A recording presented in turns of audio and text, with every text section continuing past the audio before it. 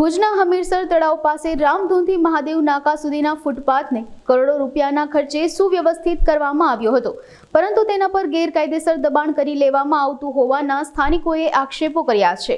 ભુજનો મહાદેવ નાકા બહારનો વિસ્તાર રમણીય છે, જેથી સાંજ સહેલાણીઓ હમીરસરનું સૌંદર્ય પણ માણી શકે તે માટે ફૂટપાથ પર બાકડા ગોઠવવામાં આવ્યા હતા, જેમાંથી થોડા બાકડાઓ ગાયબ થઈ ગયા તેમજ બીજા બાકડાઓનો દબાણખોરો ગ્રાહકોને બેસાડવા માટે ઉપયોગ કરતા હોવાના સ્થાનિકોએ આક્ષેપો કર્યા છે। તેમજ ધંધાદારીઓને પાથરણા પાથરીને ફૂટપાથ પર બેસે છે તો અન્ય દબાણકારોએ તંબુ તાણીને દુકાનો બનાવી લીધી હોવાનું સ્થાનિકોએ જણાવ્યું છે। આ અંગે દબાણો દૂર કરવા તેમજ ધંધાર્થીઓ માટે વૈકલ્પિક વ્યવસ્થા કરવા માટે સ્થાનિકોએ માંગ કરી છે।